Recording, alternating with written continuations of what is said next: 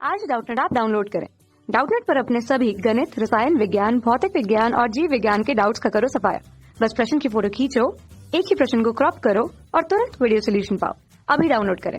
एक अर्धचालक युक्ति श्रेणी क्रम में एक बैटरी और एक प्रतिरोध के साथ जोड़ी जाती है तो परिपथ में होकर विद्युत धारा प्रवाहित होती है।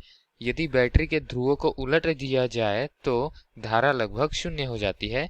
तो युक्ति क्या हो सकती है, यह हमको विकल्प में से देखकर बताना है। विकल्प दिया है पी प्रकार अर्धचालक, एन प्रकार अर्धचालक, पी एन संधि, मतलब दोनों का योग कर सकते हैं, ठीक है, श्रेणी क्रम में, या फिर एक शुद्ध अर्धचालक।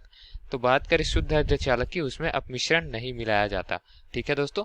तो इसमें अपमिश्रण नहीं मिलाया जाता तो ध्रुवों को बदले चाहे ना बदले धारा का मान तो लगभग शून्य ही रहता है।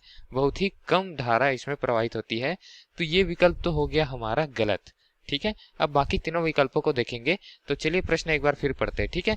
प्रश्न के अनुसार अर्धचालक युक्ति जो है वो श्रेणी क्रम में बैटरी और प्रतिरोध के साथ जुड़ी हुई है, ठीक है। तो बैटरी का निर्माण कर ले, हम बना लेते हैं यहाँ पर एक बैटरी, ठीक है। अब इस बैटरी के साथ एक अर्धचालक युक्ति जोड़े हुए, तो बैटरी का एक सिरा क्या होता है धन, दूसरा सिरा होता है ऋण, हम सभी जानते हैं। दो टर्मिनल होते हैं ना बैटरी के। अब बैटरी में ये धन होता है एक टर्मिनल, दूसरा होता है ऋण टर्मिनल, ठीक है दोस्तों।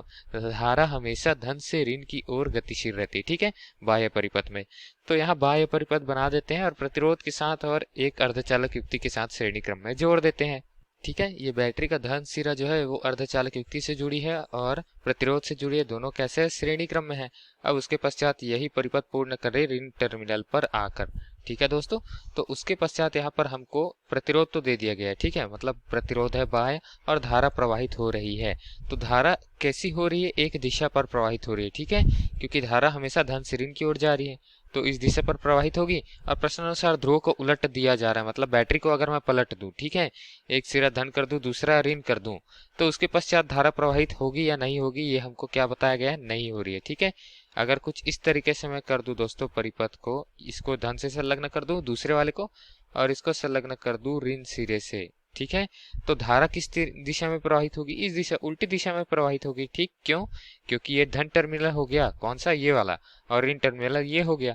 तो धन से ऋण इस दिशा में प्रवाहित होनी चाहिए और वो एक दिशा पर प्रवाहित हो रही, दूसरी दिशा पर प्रवाहित नहीं हो रही।